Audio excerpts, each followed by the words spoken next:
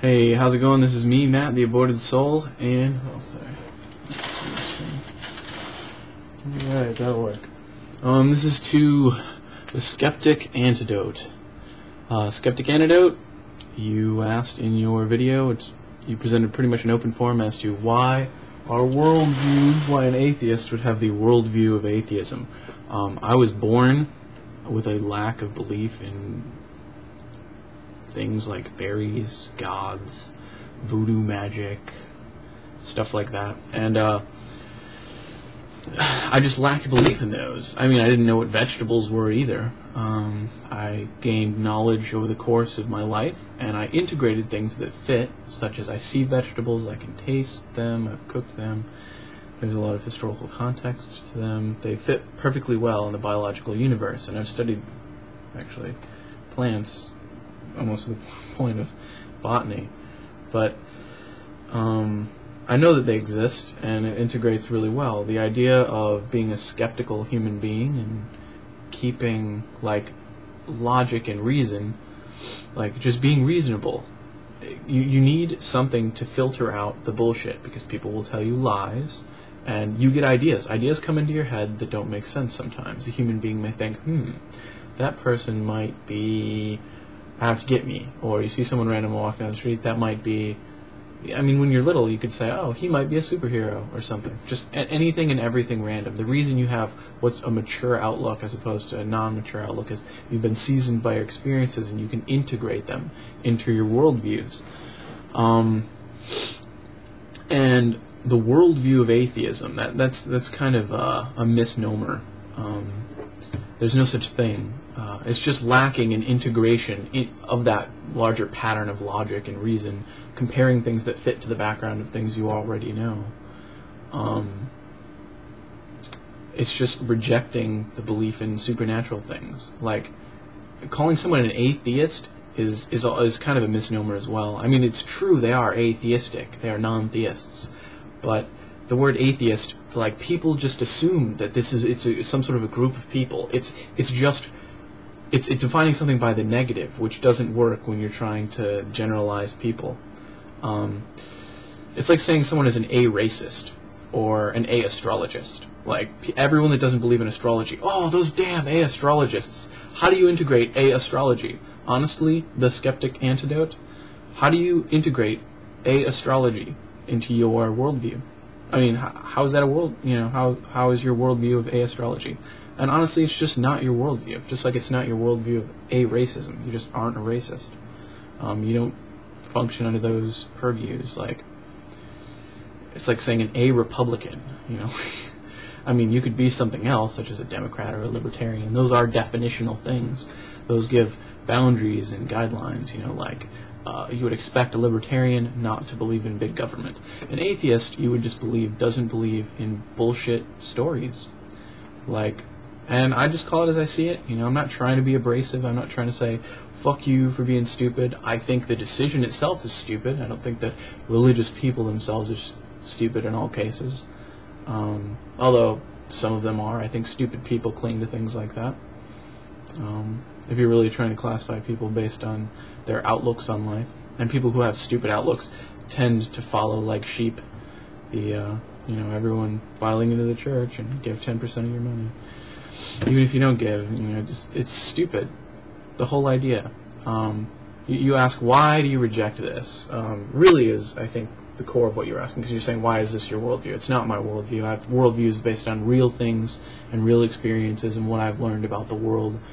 My biology, the biology of the life around me, the particle physics of our universe, shit like that.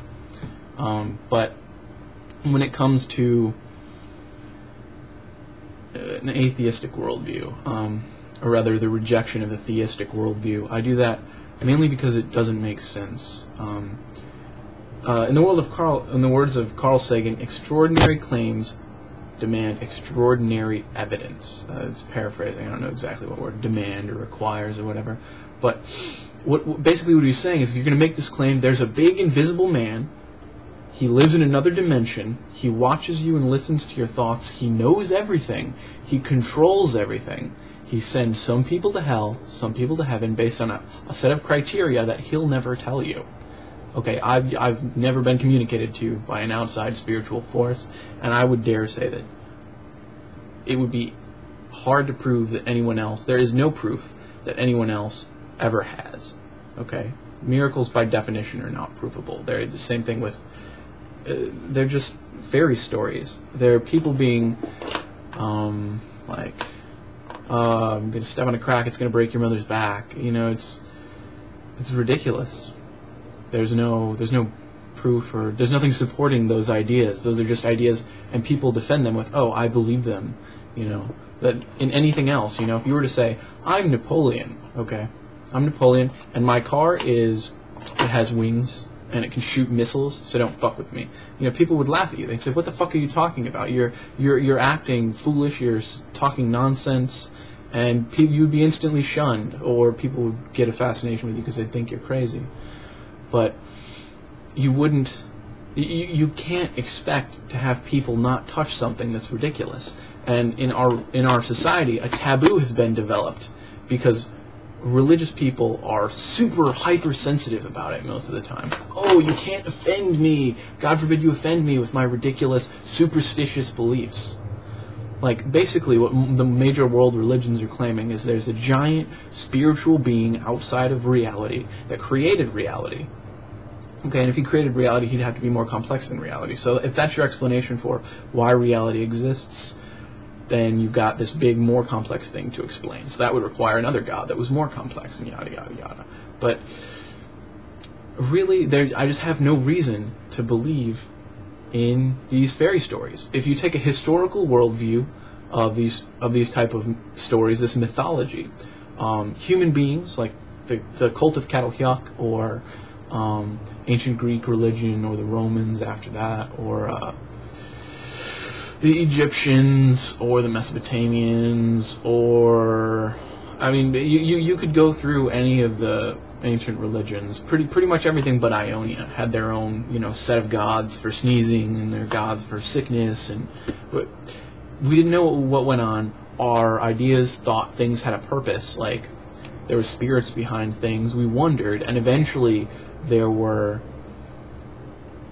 like, rituals and stuff established around it. And once you get a religion started, if there's no other religions around, a lot of people are probably going to gravitate to that. And the ones that survive are monotheistic religions, because they're jealous religions. You're not allowed to worship other gods, so it doesn't weaken that sort of bond, and there's no, like, chance for there being anything wrong. It's just, this is the right, and it's a virtue to believe blindly.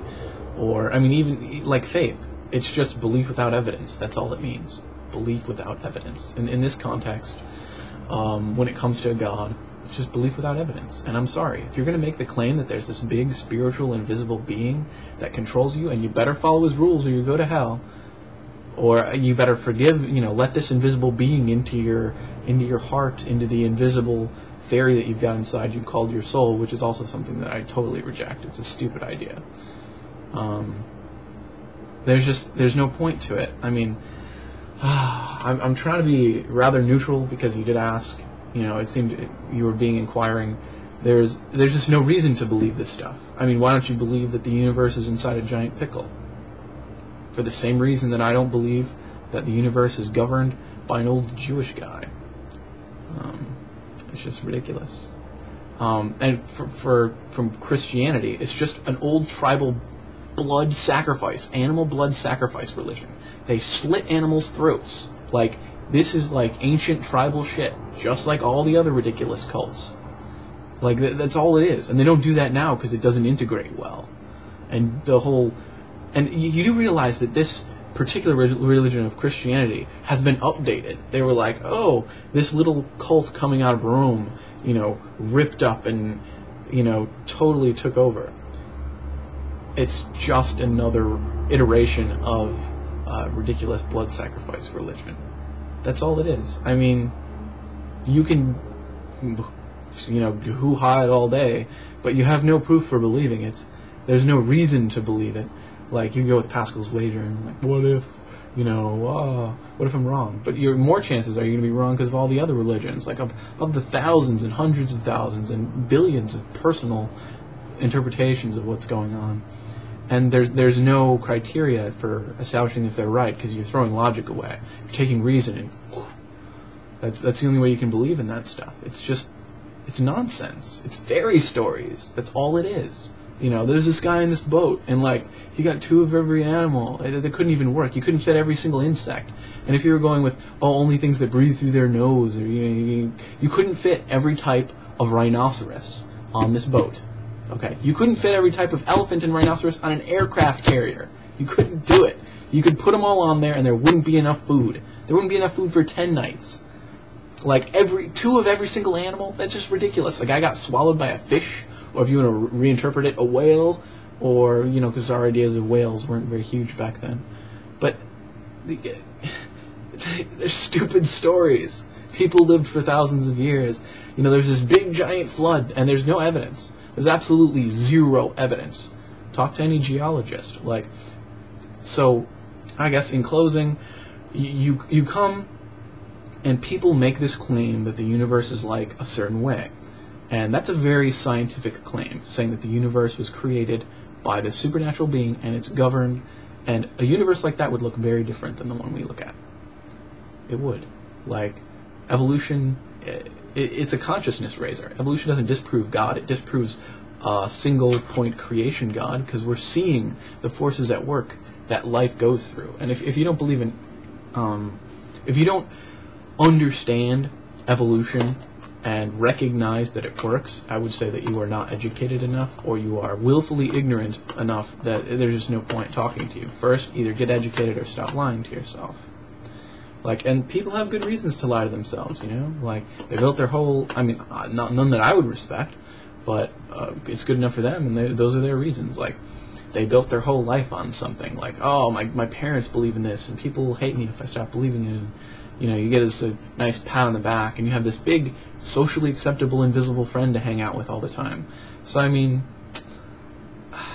there are benefits. Like, you can always feel like someone is with you, or you could man up and be your own person and take care of your own life, you know, and just accept that this is what there is, you know, and when you die, you're dead. The functions in your head stop. No one says you go to heaven when you go to sleep, and you're not always dreaming when you're sleeping, because we know what parts of the brain are functional. So where do you go when you're asleep and not dreaming? Where does your consciousness go? It doesn't. It just stops. You're not conscious. Unconsciousness, sleep. Your brain just is recuperating. It's an arrangement of matter, and the matter isn't currently arranged to produce your consciousness. As an example, you could shoot someone in the head. Their brains splatter, they're no longer arranged, they stop thinking. That person is gone.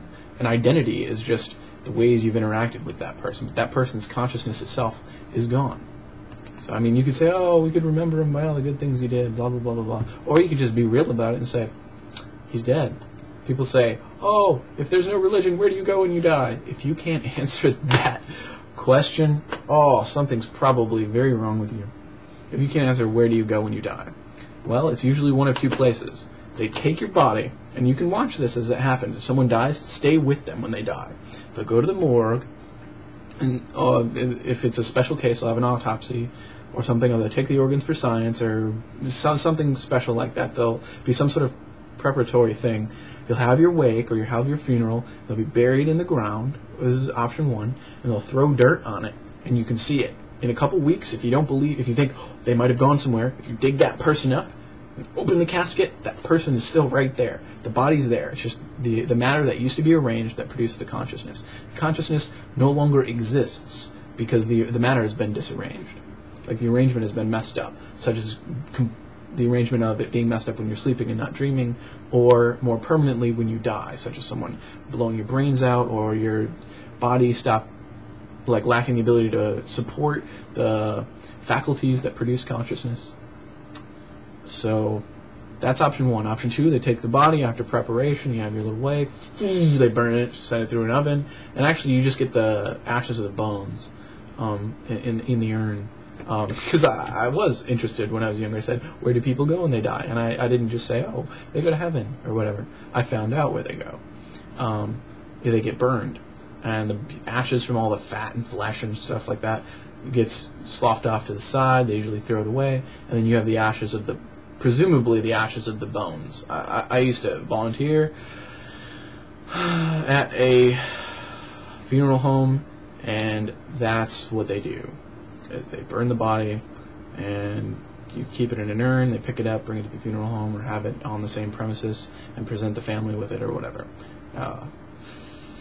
And it's in a little tin, and then the rest of it gets thrown out.